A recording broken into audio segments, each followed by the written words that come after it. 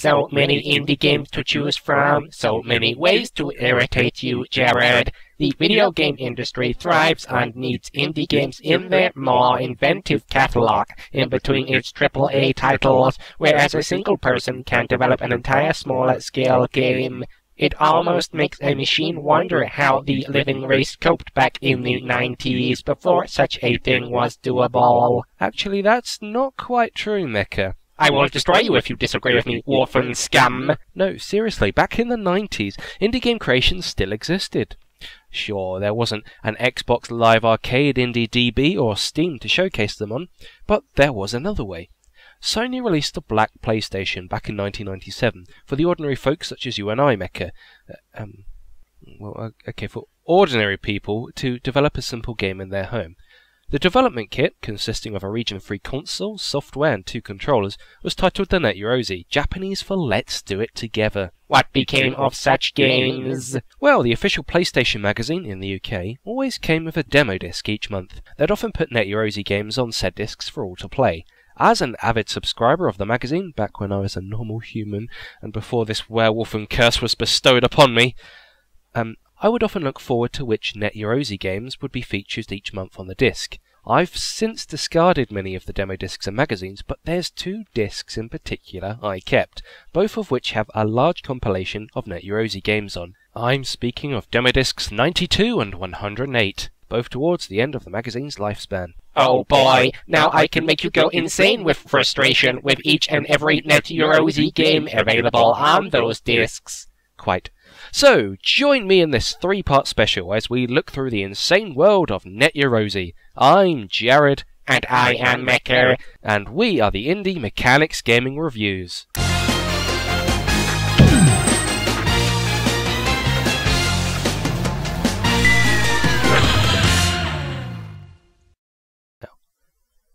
So, this was the loading screen that came up on the demo discs for the compilation for Net Yaroze. Now, as you'll see, there'll be a brick wall background in a moment. Yep.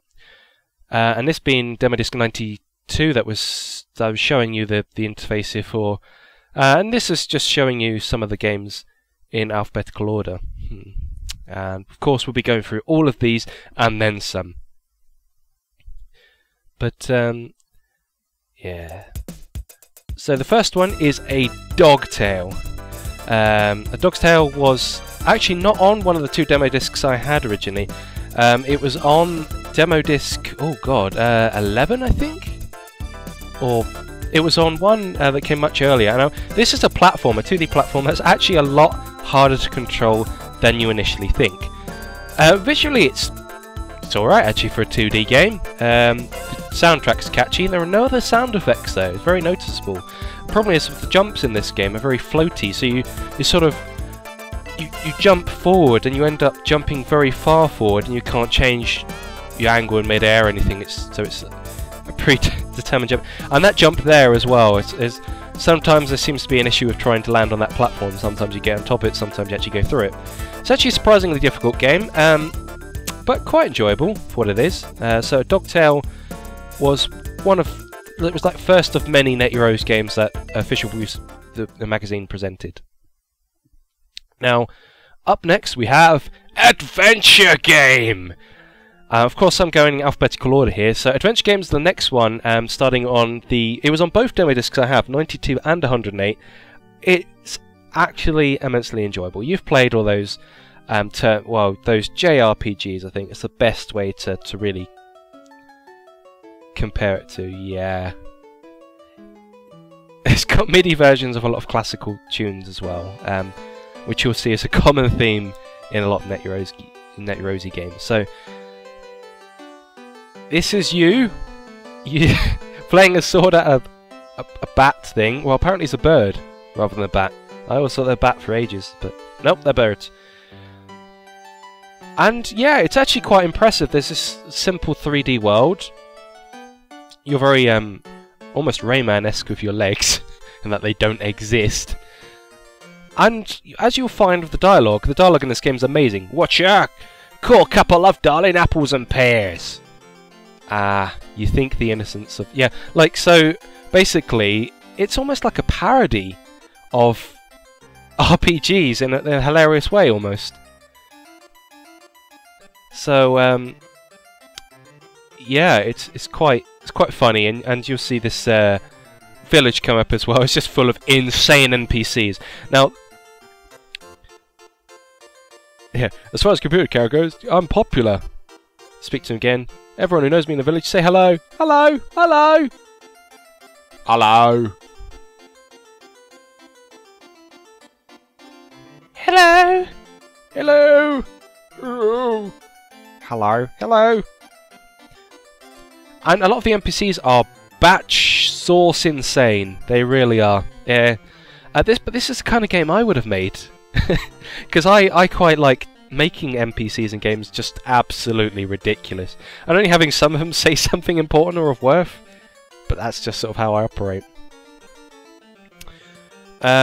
Yeah, so it makes fun of it. It makes fun of the town people not being able to walk. The game is full of this. It's quite inventive for what it is. And this used to actually be one of my favourites. Now, with most Net Yaroze games, of course, at the start when you load them up as well, they will also tell you who created it and how many weeks they created it in. Sometimes they'll give a year when it was released. But yeah, adventure game is just a lot of fun.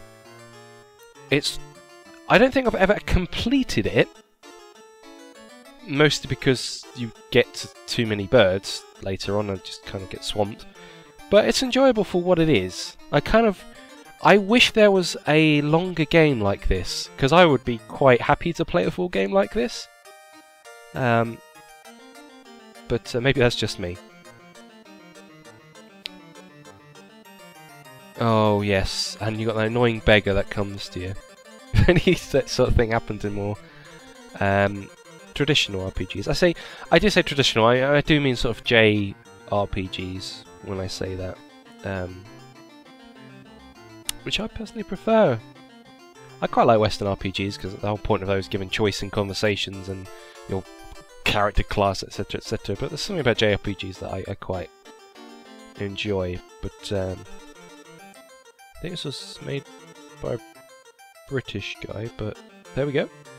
So basically your aim in this village is pretty much to talk to a couple of NPCs, find out you know, that everyone's been plagued by these birds, so you have to rid the birds from the area, and I think one of the NPCs, you need to talk to them.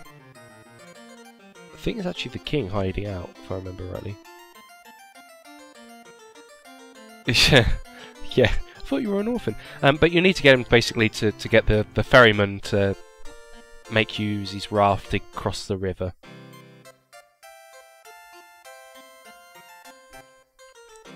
Good stuff. Now, the reason I'm showing extended gameplay for adventure game is because there's actually, as I say, there's quite a lot to see with this one. Some games, you kind of get the gist of it within like a minute.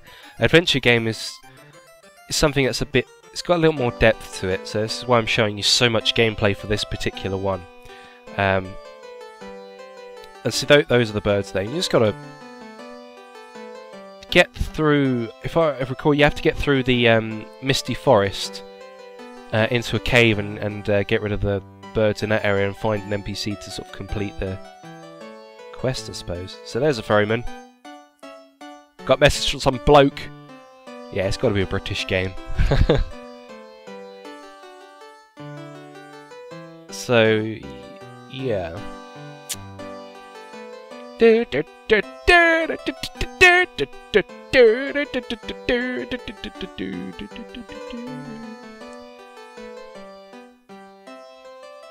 Yeah. The raft begins to move as if by magic. I love it. It pokes fun at sort of things that would happen in these older games. You vow never to get on such a rubbish raft again in your life, but at least you're over the river now. It's true. So here we are, Bird Central. With more well-known music in MIDI form. So anyway, next game is Arena, which is quite literally you're in a mech and you're shooting things. in this arena. Now, you may notice there's no background music for this one. A lot of Net Yaroze games had no background music in which you can insert a CD to put your own music there, which is pretty cool in itself. You originally had to open the disc tray, put a CD in and such, because it would load everything in one go, so it wouldn't be, you wouldn't have to keep the disc in to load it. But of course, what it meant is you had to kind of reset the demo disc after playing it, otherwise you wouldn't be able to. You'd have to stay on this game basically. Most Net Yaroze games had start and select, and you go back to the menu and then you can continue with another demo. Some didn't. This game, to be honest with you, it was okay. It was kind of fun for what it was. It was kind of like a 3D version of, almost like Loaded or Reloaded in a mech, if that makes any sense. And you've got your health at the top, and you do some collectibles, but there's not a massive amount to it, so you kind of you get bored after about 10 minutes.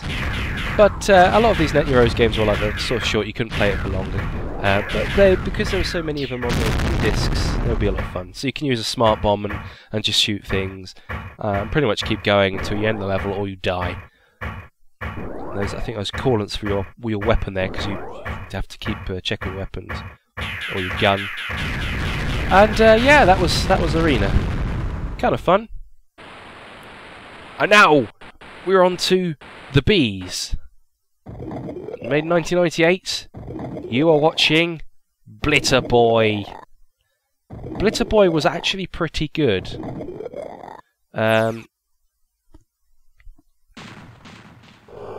It was all 2D, but it was actually pretty good. I quite remember spending a lot of time on this one. I'm not a very big fan of arcade games. It's a shame because a lot of these will end up being very arcadey, but Blitter Boy really broke the mold for me. It was just a little bit different. So the effects as well. It's like it's focused on the effects like Crash Warped did.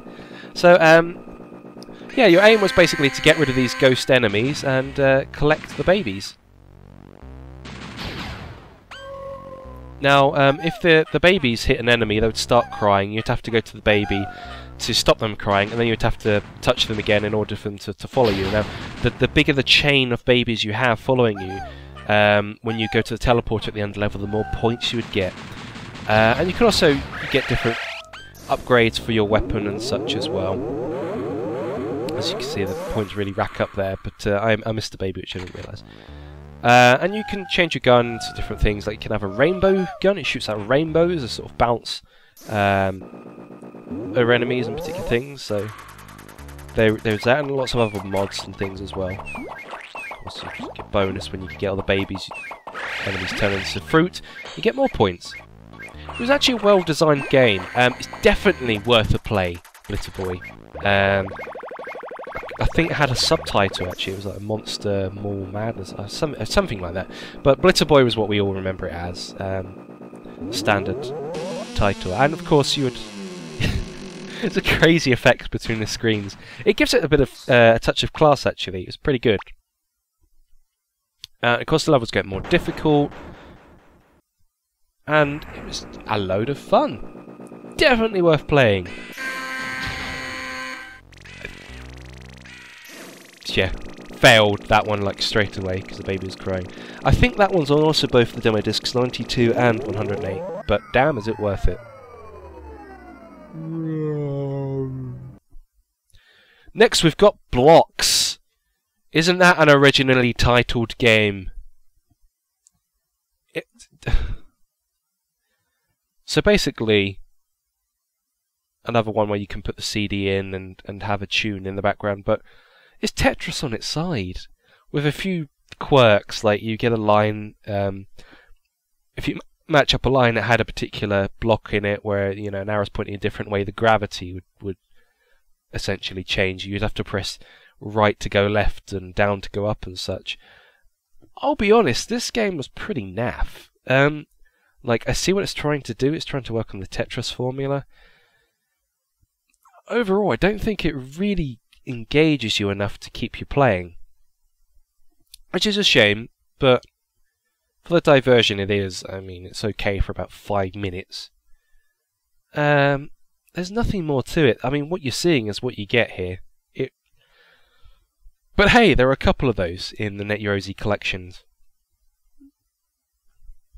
But I think that was just the thing to do for people to do puzzle and arcadey type games. But as I say, Adventure Game was a clear standout exception from that, as is another game which will come in part 3. Next one is Bouncer. This is Bouncer 2. This one's simple, but it's a lot of fun, actually. This one's pretty good again, one that you can get quite addicted to. Play the game! Like there's an About Bouncer 2 menu selection there. But as you can see, this is pretty much, you have 2 people, you bounce on a set of seesaw scales, almost. You can change your character between the 2 as well. And the aim was basically just to, like Breakout, bounce your companion higher and higher, to just break all the blocks and get all the crystals, I suppose. As I say, it's simple, but this one's actually pretty enjoyable. It's a nice. I think it's actually a lot more fun.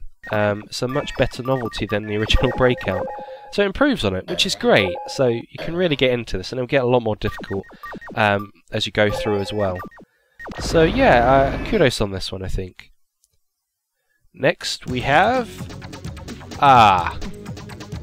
yeah, the game that everyone kind of nicknamed Tunnel, but was actually called In Between the Eyes or something like that. On WS92, I think this one was on. This one was really quite psychedelic. I don't think much to this one, I'll be honest with you. It's basically a racing game. You can play it 2-player, which is always nice. You had quite a few Net Yaroze games like that. You can choose your map, which was essentially a different psychedelic tunnel. You could choose your ship, which was a different shape with another psychedelic pattern on it. And you'd race against other racers. But I'll be honest, this game was tough as nails. Because in order to actually play this game well, you needed to know the layout of the tunnel. As you will see here, look, it was a nightmare to play. It really plays havoc with your eyes. The controls are super sensitive, and you're constantly having to weave in and out of this tunnel that basically stops you dead in your tracks if you touch one of the walls. So winning a race was actually really quite difficult, and you'd have like 3 laps to do this on as well. This is a game definitely to play with friends, I think. This was definitely a multiplayer game. Playing this on your own was almost not worth it. So I'd definitely give it a nay for playing on your own. But playing with your friends, this could be a hoot. Just... yeah, it hurts my eyes watching this now. Mecha would have a field day, but luckily I turned him off for this. I don't want him talking in these segments. But, although he will play with me on a couple of these, I'm sure. But yeah, just look at this racing game. Ugh. There's a couple of races, but there we go. And that was the race. Next we have C for clone. It's like an alphabet for kids. C, clone. Except I don't think young kids would really want to play this game. Clone. I mean, Crone, if you got it the wrong way around there. Clone was a good attempt, actually, at a sort of Doom or Quake, almost like remake, called Castle Wolfenstein, you know, that sort of thing. You can hear a heartbeat going. You basically had to find your way through this maze and shoot what appeared to be alien things that would shoot back at you, those things there, which are quite terrifying, to be honest with you. Look at that. They crop out of nowhere, they make your heart beat, there's no other background sound, and they make horrific noises and try and kill you. They look freaky as hell. So, a lot of people, from what I remember, said this game actually creeped them out when they were younger. For such a simple thing, it still... look at that, that's kind of creepy. It still has its effects. again, I could never really find my way out of this maze. I could never do much in it. I get to a certain point and just get stuck. But it's actually quite an inventive clone. It's pretty good for what it was worth. There were no other Net Yaroze games like this either. So yeah, it was pretty solid. Ah, get away! Now we've got the last game of part 1, the incredible Cone Man. Believe me, he is really not incredible in the least. Not the slightest bit. You got this repetitive tune in the background, which grates on you. It never changes, by the way, per every level you do. You're just collecting cones. You can't, you know, it's a Pac-Man clone without the decency of getting fruit to eat the ghosts for fun. It's actually pretty lame. You get sick of it after one level, I'll be honest. It is boring. You get stars to pass you through the ghosts, but not eat them or beat them or anything. Just pass through them and make you slightly faster. This game actually drives you mad. It's not fun at all.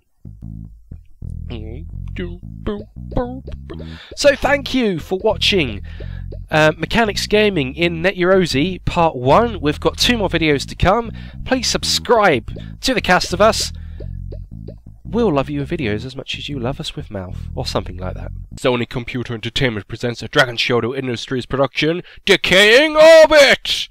Decaying Orbit is a game made from Net Yaroze. So welcome to our Net Yaroze Part 2 special of Mechanix Gaming Reviews, as we look at some of the PlayStation 1 indie games back from the official PlayStation UK magazine disc. Mecha is currently switched off because I don't want him interrupting me on this, and I'm showcasing various Net Yaroze games for you. Now we're on to D, Decaying Orbit. In a desperate move, your fleet is ordered deep into spy space, since they are the largest suppliers. Giving you a little bit of a story to this indie game. So of course, most of these indie games, Net Yaroze games, come from demo discs 92 and 108 of the official PlayStation Magazine UK's demo discs. If you wish to seek those out, you can. There's plenty on them, and there are also other demo discs that usually have the odd Net Yaroze game here and there. There's a couple I'm not showcasing today, such as Caterpillar, being one that I do remember, and Sphere, which, you know, I thought I did have the demo disc for, but it's since gone missing, so I only have 3 left. So here we are, Decaying Orbit, which is, yeah, as you can see, you're a ship. You basically shoot yourself off a planet, and your aim is to get to the next planet using the gravitational pull of the other planets. Navigation system failure. Yep. And you have to land safely on that planet. Some levels include beacons in which you have to hit. Some involve avoiding obstacles. But yeah, it's quite a fun game actually. So basically they get harder and harder, and you're just using the planet's gravitational pull to navigate yourself to the other planet. You do have a sort of limited amount of fuel, so every thrust counts. Now, if you go off screen, navigation system failure, it resets you. You basically die. You do have a timer to do this. There's 1:14, 13, 1:12 at the top there. And yeah, it's nice. It's simple. Good stuff. Now, that's a beacon there, if you're wondering. I don't quite hit it, but there we go. Oh no, don't. Oh, don't operate now. This game looks pretty pathetic. Oh, hi Mecha. Don't you look grand? I look grand. As in old. Now, we're going to play a game called Down, with this ridiculously catchy theme. Yeah, baby. You can play as 1 or 2 player. Play 2 player, and I will crush you, making you go down until you die. Yeah, something like that. Anyway, your aim in this game... Do not ignore me. I will take over. Well, take over then, you sausage. That's the worst insult I could come up with right now. The aim of this game is to continuously travel downwards, avoiding the top spikes from the top of the screen. You'll get hurt with every bit of spike you touch, as represented in the top left corner. For each platform you land on, you regain a hit point. The aim of the game is to go as far down as possible. It is much better played with different players, as you will continue to go down and the person who remains alive last wins. Yep. As such, there's not really much to the one-player experience. You just keep going. But hey, is that MIDI tune really jazzy? The problem is, this game is fun for about a minute, and then dies. It's not got a lasting appeal. I'll say that. You do get various power-ups that can speed you up or make you descend slower. But overall, it's quite a shallow game. But hey, it's fun if you have friends. If not, kind of not worth playing, I'll be honest. But, yeah, you just keep going. There is also a cheat menu in this game where you can change the parameters so that you can moonwalk, go faster, or turn the screen faster. Here are the various options. You can also change the music of the game, which we're not going to do because I do find this tune quite funky! Yeah. So as you see here, the screen is sped up and you are moonwalking. You can change the difficulty in that way. Now we have gravitation. Not the manga, the game. Gravitation. Not to be confused with decaying orbit. This game is... well, it's not really that great, but still. No, I tell a lie. This game's another one on one player it's pretty naff on one player, but on two player this game comes alive. I'm sorry, I actually haven't got any two-player footage today. Incidentally, the second player has been turned offline again. Hey, Mecha.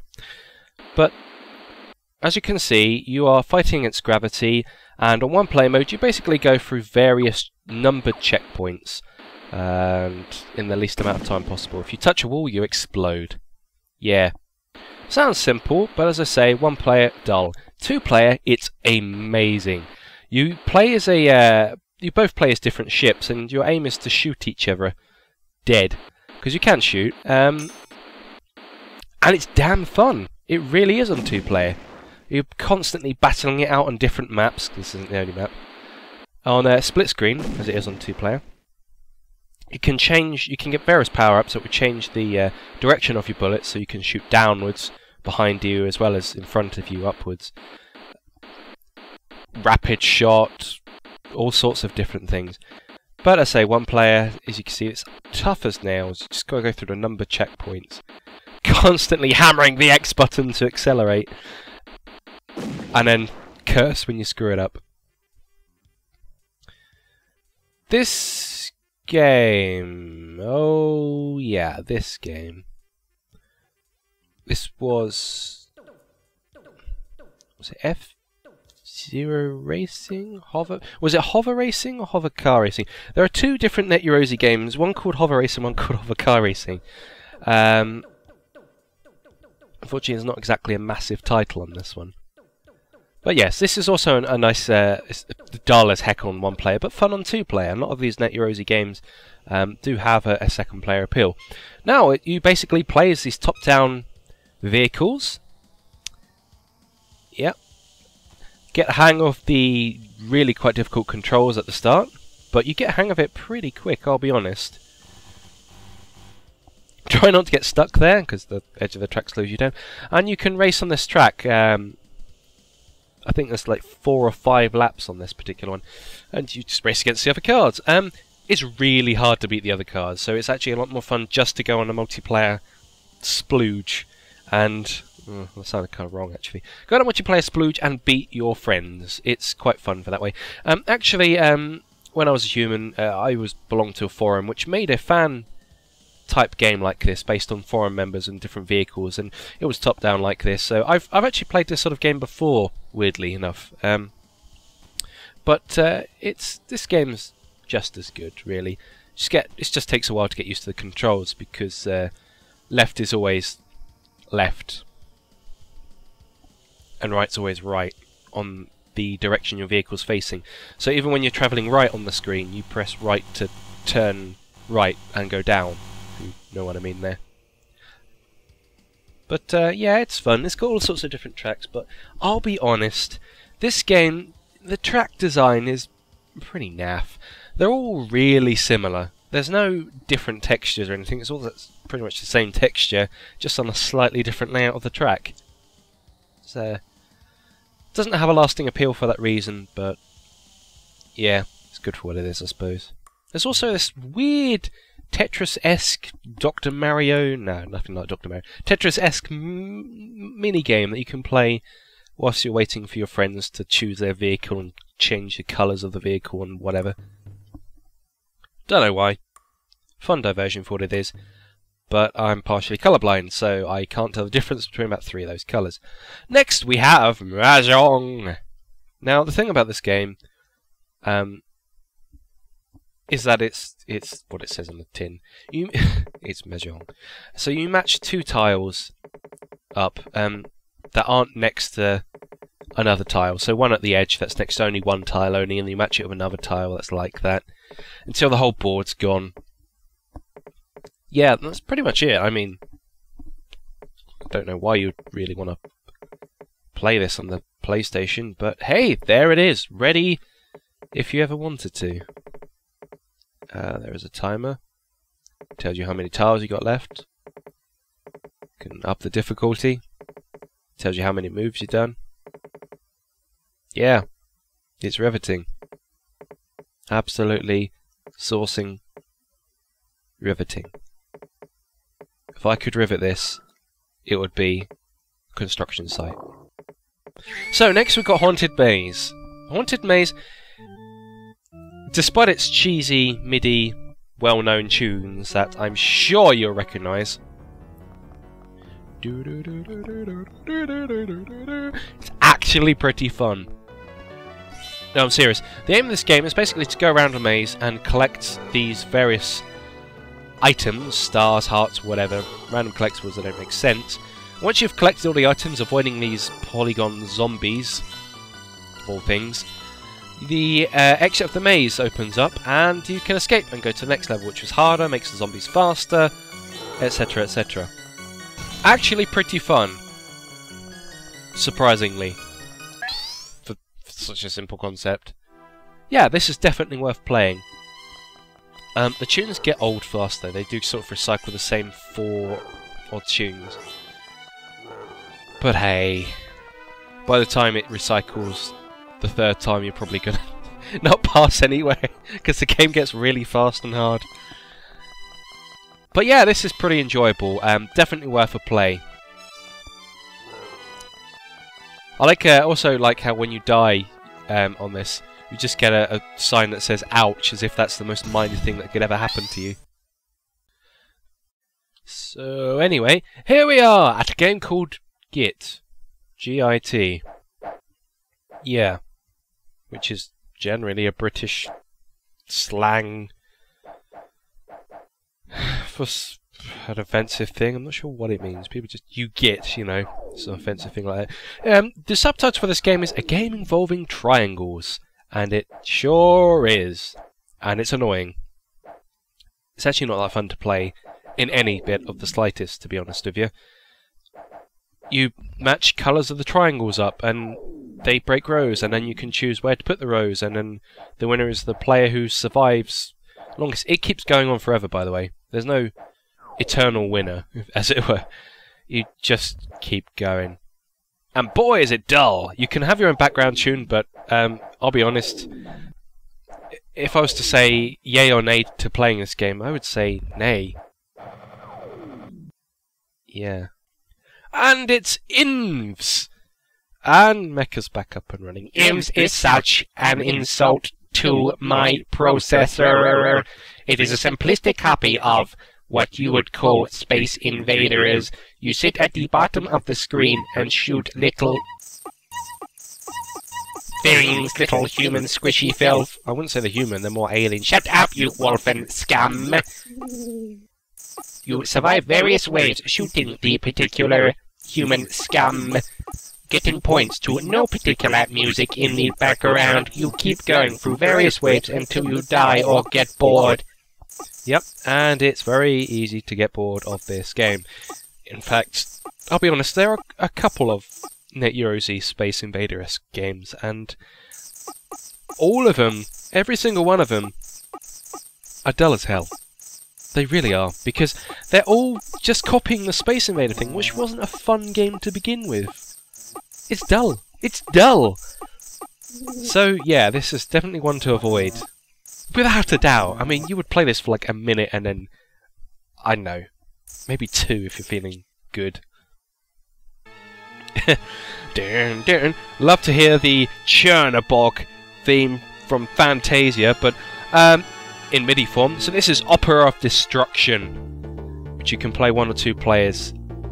I remember being very intrigued by this game, being like, oh, is it going to be actually an opera? Oh, is it going to be something involving lots of mass destruction? Do you know what it is? It's kind of boring, actually. You involve... No, don't take my thunder, Mecha. I am going to destroy you and take over... No, Mecha! Okay. Turn him off again. So, you are basically a turret and ship, and you shoot down the opposition city and try and take over it on 2-player. In 1-player mode, you protect your city from aliens. It's that dull. So, next we have Pandora's Box, which isn't as, well, exciting as the title shows, but even though the title is boring as heck, it's one of those games where you push boxes onto particular areas to complete the level, and the level's complete once all those boxes on that area. I'll be honest, this game kind of glitches a lot, so a lot of time when you complete a level you don't seem to progress further, you kind of get stuck. It's not very fun. It's another one to avoid, really. I mean, yeah, sure, first person perspective, nice visuals for the time, I suppose, but really, like, I can think of so much more exciting games to play with boxes. Really? Yeah. Yay! Next we have Pushy 2B, which is exactly the same game as Pandora's Box, but actually with a lot more visual style to it. It's a lot better actually in general. You push boxes onto particular X's. The goal is to get all the boxes on the areas to progress. You know, levels get harder. This particular batch of levels is called Susan. As if Susan was a particularly simple lady who would push boxes into places that weren't that difficult. Other levels include various other names. And, you know, it gets harder as you get through, etc. There's a timer, you get more points. The quicker you do it, I don't know. So anyway, here's David's levels. Is it one to play? Well, it's fun for a little while. It's certainly a lot better than Pandora's Box. But I'll be honest, you'll want to play Psychon more. The controls are pretty simple with this one, as you can see there. You can also play this on 2-player as well. And yeah, this one's pretty fun. As you can see, you're basically top-down perspective. You're this guy who's shooting all the enemies in this level until you get to the exit, really. You just got to find the exit. Shooting as many people as you want is just a secondary goal. But yeah, it's got a good soundtrack, it repeats. Good visual style to it. It's actually pretty fun. Psychon is a good game. Definitely worth one picking up. So, you know what this reminds me of? It reminds me of like a combination of Gauntlet and Loaded or Reloaded. I don't know if you ever played those games in the past. But yeah, good fun, really.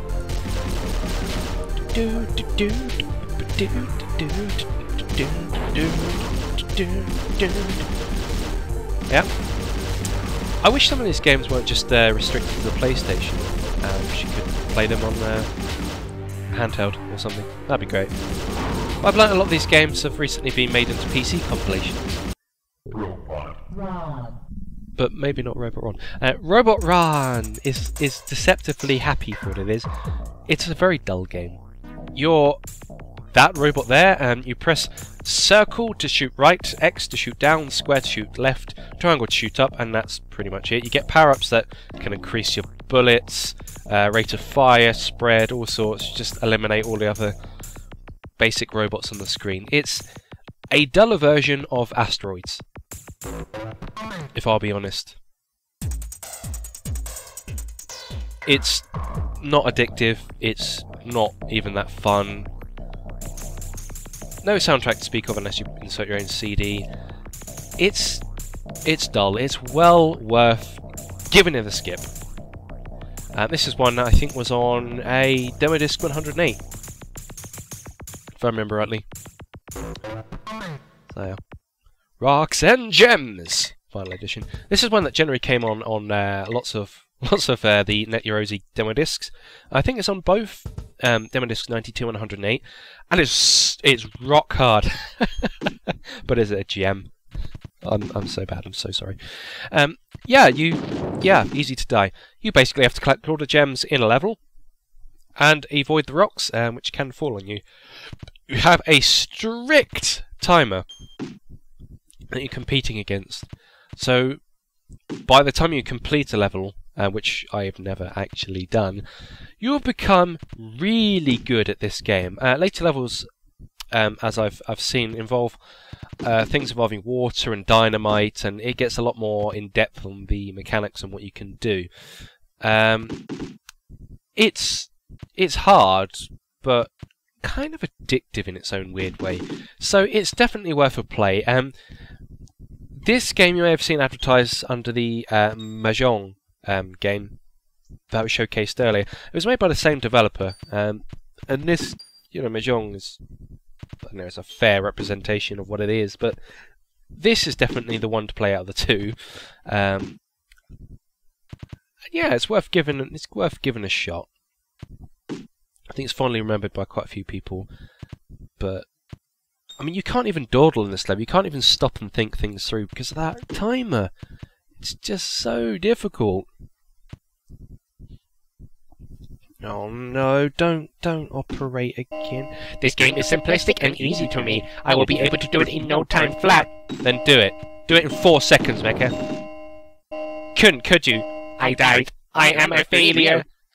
Oh my goodness, what the heck is that? Keep it away from me! That, my friend, is Roller. You play as a sphere with eyes, because that's the normal thing to do. In what can only be described as a piece of sauce? No, Mecha, as a kind of bit of fun, actually. As a Marble Madness-esque game. It starts you off simple, though. You collect various crystals, and then you get to the exit. Yeah, simple as that. You tilt the platform to roll the ball. Yeah. I think if the world was ever taken over by anything, it would be by that ball with eyes. I will be the one to take over the world. But you'll have to take on that ball with eyes. It kind of terrifies me. Keep it away!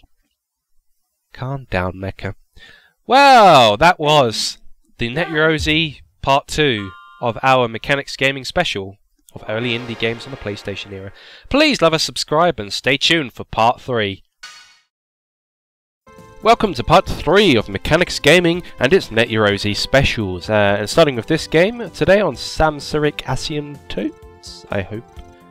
Or Assassin Sassy Sus. Oh, game over. Oh well. No, this is like a schmuck type shooter where you're a little craft who's going, is pretty much travelling up on the screen, and you just shoot whatever comes your way and avoid all the bullets. Pretty simple. Pretty addictive, actually. This is one of the better Net Yaroze games developed, but maybe you can hear in the background it uses a tune which I find seems to have been pilfered from another Net Yaroze game, which we'll go into a bit later, because that's yet to come. So maybe they had to pick from a stock library, but this one became known on that other particular game. But this game is actually really good. It's a good schmuck shooter. And you get different power-ups which change your weapon. As you see, it's the laser that fires upwards. So it's good. Now this one's Shroud, which, yeah, I remember I didn't like this very much. Shroud is as you see, is a horizontal shooter in which you just slide across the screen left to right and destroy the enemies. You have a smart bomb, as you can see there, and you have about 3 lives to do things in. It's actually very kind of dull. It gets old very quickly. I absolutely hate this kind of Net Yaroze game. I don't like the Vector-ish, Space Invaders-esque looking ones that kind of use those graphics and play just as simply. I find those are the worst Net Yaroze games out of the actual complete ones are available from the official PlayStation Magazine UK magazines, which these came on. Now this one's Snowball Fight. This one's actually pretty fun. You play, basically it's a 2-player penguin game. So Mecha, just turn you on. Turning Mecha on. Mecha systems online. I seem to be a penguin. Indeed you are. Grab some snow, Mecha. We're gonna throw snowballs at each other. I would rather shoot a laser of death at you. Or just throw a snowball. And listen to that catchy music. The music is kind of asinine. No, Mecha, actually the music is pretty fun. It's kind of a simple loop, but it really sets the theme. This game is particularly cute. And all you need to do is basically gobble up some snow, which you can see in the little sort of health bar at the top of the screen, and you select a direction and throw a snowball. I have figured out the game, you scum. It is pretty simple. You, however, will not beat me in combat. We will see, Mecha.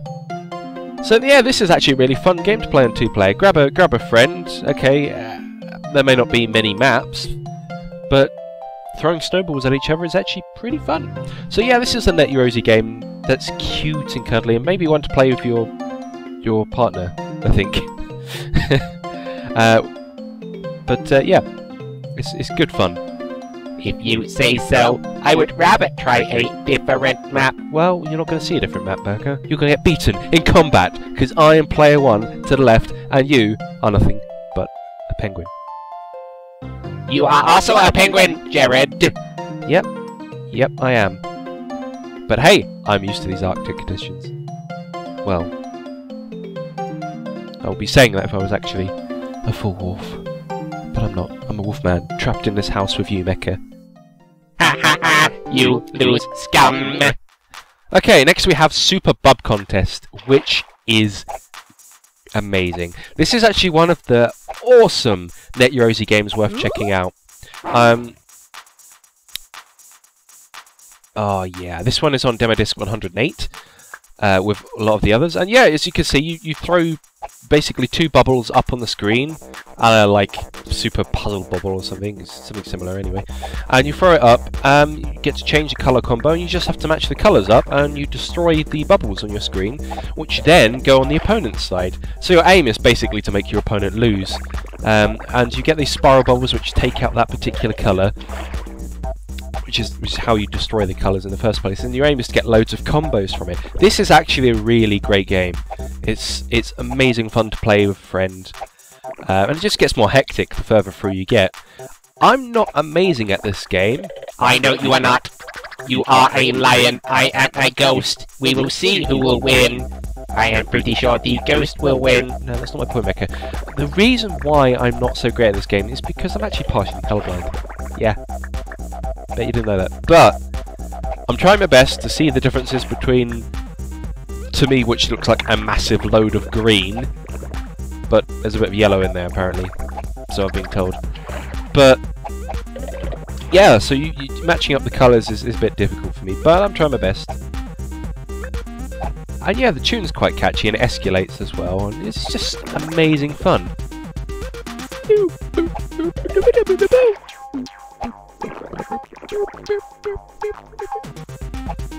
This tune is particularly pleasing to my audio receptors. I could easily listen to this for a few minutes at most, actually. Yeah, well, game music is repetitive, but at least it's funky. And hey, Mecha, I'm gonna beat you. I'm gonna beat you good and proper for all those times you wailed on me. I have wailed on you a total of a bazillion times. You will never beat me. Well, we'll see. I am a lion. Lion. Rawr. A lion. You idiot. So yeah, you can choose from a selection of crazy characters at the start, and you just keep going. Wow, this is funky. What is going on? The visuals are destroying my visual receptors. Quiet, Mecha. It only happens when you're escalating in the game and it's coming towards its end. As you can see, there's a lot of bubbles on the screen right now. Well, it will all be over soon. I know, you can even get these rainbow ones that take away all of the colour of one particular area. And yeah, you can get chains and all sorts as well. So yeah. Here we go. More chains. Oh, good. Oh. See, I win again, human scum. I'm not quite human, I'm slightly wolfen. Anyway, Team Fatal, the guys that brought you Fatal Fantasy 7, don't check it out.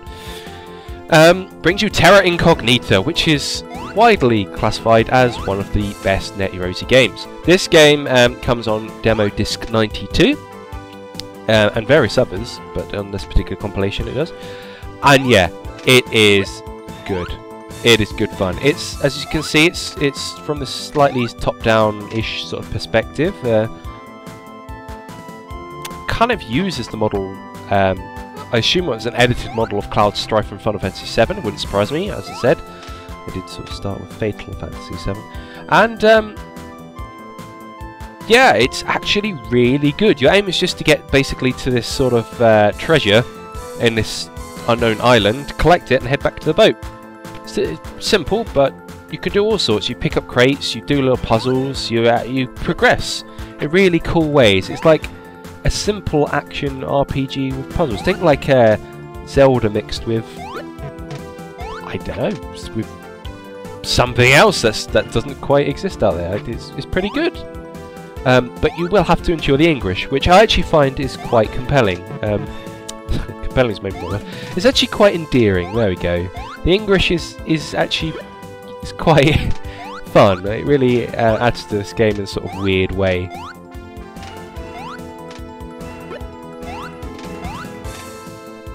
So yeah, you just go up here, get a heart vessel, so you can collect more hearts as you go through. And yeah, it's just good fun. You can say throw crates. You can jump quite good. I was about to say, you have a lot of control over it. You can even change the camera. A lot of Net Yaroze games aren't like this, but this utilises the full 3D really quite well. And as you can tell, this game has that same music as the shmup shooter from earlier, and this is kind of where the music is most recognised from out of the games. And it's a good soundtrack, I suppose. I relate it to this game. This is definitely one of the best ones. In fact, I would probably... This Super Bub contest, and I kind of find the adventure game kind of is pretty fun as well, but a lot of people don't like that. But yeah, they're really up there, the Net Yaroze games, and there's a lot of them worth checking out, and a lot that aren't. Of course, there are many that weren't released on the compilation discs as well, which is unfortunate, but I'm sure you can find online variants. I'm sure you can. Some people would have ripped these and then searched around, located others that were never released on the discs. But I stuck with the PlayStation 1 disc, and these indie games are amazing. Really good. So this is the cream of the crop. And yeah, I'll let this play out. A bit more footage than the others, because there's just so much to sort of see and enjoy, I suppose. You are simply a human who wanders around looking for heart vessels. There is not that much goodness to it, Gerad. No, it's actually really compelling. It's actually very fun. You're just trying to progress further and figuring things out. I mean, on this particular section, you need to get a crate and take it back.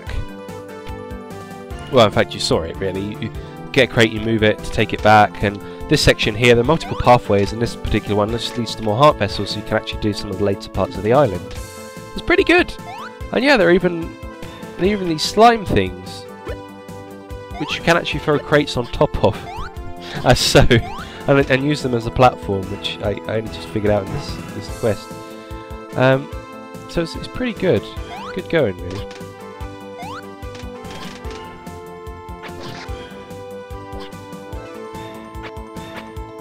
Yeah! Press square button to hit things and do stuff and jump and... You don't know what to say, do you? I included a lot of footage, okay? I've said what I need to say. What more do you want? So yeah, a lot of people probably have this particular compilation disc. They probably got it, probably saw Terra Incognita and they was like, yes, we must have this. But this is, yeah, demo disc 92. Strangely, it wasn't on 108, but demo disc 108 of the official PlayStation Magazine UK has more of the later ones, as well as a couple of classics as well. But yeah, getting demo disc 92 is worth it for this game alone, in my opinion. Terra Incognita, it is full of water. You will jump around, find the ground, and progress. So as you see, yeah, you have this crate here, which you pop there, and with that you can push this metal crate on top. You can keep pushing it to go on the switch so the platform appears. Good stuff, clever stuff. And I realised I need the crate. So it's a lot filled of things like that, and it's great. It kind of introduces it to you in really good moments. Now we have tanks, which is about tanks. Who would have thought it? In this two-player fun fest of a game, you play as a tank that tanks things with a tank. So it's, as you say, as you can see, it's a simple top-down shooter where you basically cannon your opponent with a rotating tank, and whoever wins is the first person to blow up the other tank. I'll be honest, it's a bit boring. It's like fun for a few minutes, but it's a bit boring. It's another one of those games where you can load a CD and have a music track running in the background. But yeah. Die, Mecha! Die, you scum! Victory. And now we have the awesome Time Slip. This one was on demo disc 108, and my goodness, is it so worth it. So it's pretty much a simple 2D platformer, as you see on the side here. And your aim is to basically get a certain amount of coins that do a particular objective for every level, and you have a timer at the top of the screen. When that timer reaches the full circle of the analog clock, you will experience a time jump in which another version of you appears. All these actions that you're doing here will be recorded and then played back when that next minute goes, and then you'll be continuing off where you left off. You'll see. Whoa! You can speed time up as I'm doing here. Look at those coins jump! And it's an inventive idea, actually. I really recommend this game. It's pretty fun. And very hard as well. So there's a brass version myself. Stand on a door to let myself through. Now there's going to be two versions of myself running around, and you can't run into your other version, otherwise you create a paradox and you have to start over. It's actually a really fun, inventive game. As I understand it, recently it was re-released on the Xbox Live Arcade? Something like this, a newer version of this, which is incredible to think. But it started as a Net Yaroze game, and yeah, definitely worth a shot.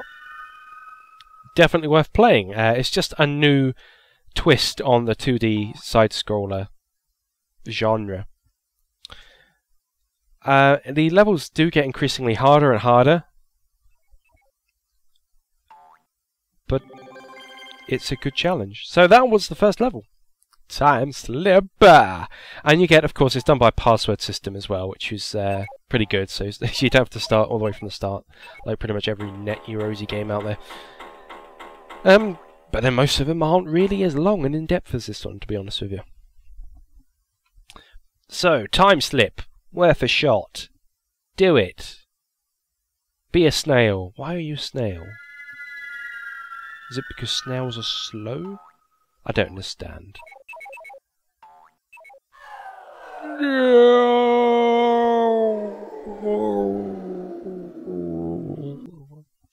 And now we have Total Soccer. Now, funnily enough, if you're a British football fan, I say British football, soccer if you're American, then you will be well aware, in the 90s you pretty much had the Pro Evolution Soccer, FIFA, which is still the pretty much #1 sold sports game in the UK. You had quite a few of them, and this is sort of like Net Yaroze's answer to soccer games. So here you have like a list of the teams you can play, and they're all parodies of actual existing names of teams, and you can select particular players that you want in your team, and they all have different stats. I don't know. I never really played these sorts of games, but I tell you what, when playing this, I found it pretty darn in depth. And as such, if you haven't necessarily played a football game in the past, this is actually quite enjoyable. I think the rules kind of sometimes make themselves up, though. I'm pretty serious about it. Sometimes I don't understand why fouls happen. And the rules of football are pretty simple, to be honest. But it's like that there, right? My character was booked for something I don't even know that happened. I didn't even press I didn't even press the button. That's the word. The button, Gerad. I didn't even press any of the buttons to attack the opponent. I don't even know what happened. These replays are quite annoying as well. But it's actually a surprisingly okay football game. And for an Net Yaroze product, it's pretty brilliant. So again, another one I highly recommend. Of course, you can play this 2-player. One person plays as one team, the other person plays as the other team. You kick a ball around the field. Use your striker to try and, if you can, get it into the goal. Use defenders to defend the ball away from your own goal. Your goalkeeper. Kind of difficult to control because you're controlling a multitude of people on the field at once.